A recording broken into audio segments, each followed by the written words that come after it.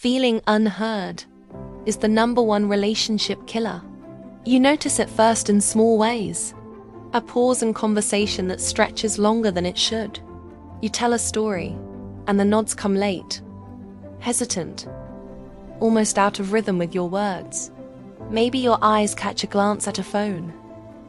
A distant thought. A sigh that isn't yours. It's subtle. So subtle that part of you wonders if it's imagined. But inside, there's a tightening, a quiet sinking, a whisper that something about you isn't landing where it should.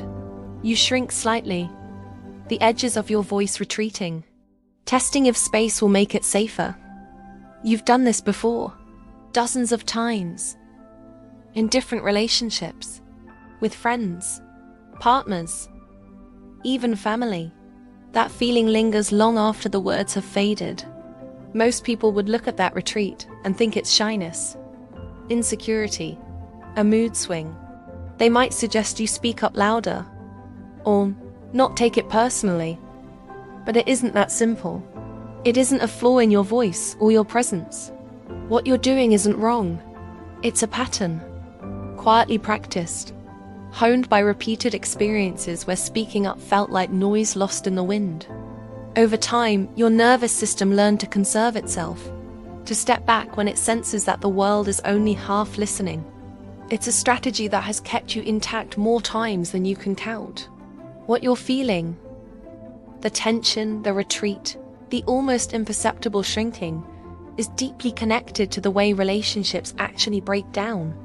There's one thing that quietly undermines trust and connection more than conflict, more than mismatched schedules, more than arguments about trivialities. Feeling unheard. That's the core. Not being ignored in a loud sense, but existing in the space where your thoughts, your words, your presence don't fully register with another human being. It's a slow erosion, a subtle misalignment that often goes unnoticed until it is too late. Science gives it a name: social pain. Neuroscience shows that our brains process exclusion and disregard using the same neural pathways as physical pain. The anterior cingulate cortex, which responds to physical hurt, lights up when someone perceives they are being dismissed or overlooked. It's why your chest tightens, why your mind replays the moment over and over, why a single conversation can leave a shadow that lasts days. Your body isn't overreacting. It's responding exactly as it was designed to protect your emotional self, to signal that your existence in that shared space matters. This reaction often has roots that extend back to earlier chapters of life. In childhood, when voices went unheard, when questions or feelings were brushed aside, the nervous system adapted. You learned that quieting yourself could reduce tension, could prevent conflict, could keep you emotionally safe. Sometimes the adaptation was subtle. A parent absorbed in their own stress, siblings louder, a teacher who moved on before you could finish.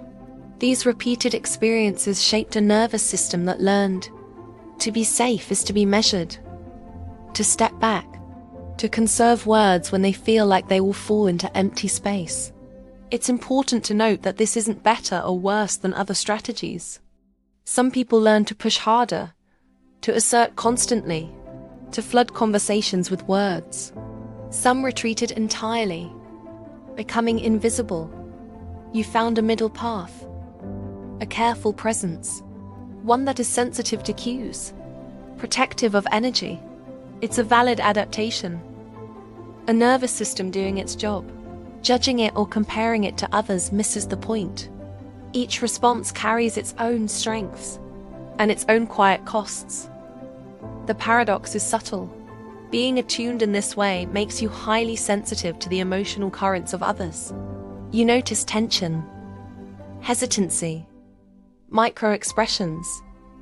You can sense when someone is hurting before they speak. But the cost is that, in environments where listening is inconsistent, this attunement can feel isolating. You step back to protect yourself, and in doing so, your own voice diminishes. That very sensitivity that could deepen intimacy can, ironically, become the thing that leaves you feeling distant. You are not broken.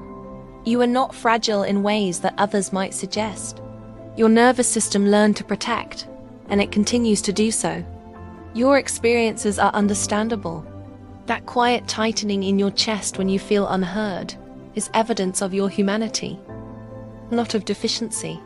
You have the capacity for deep connection, empathy, and understanding.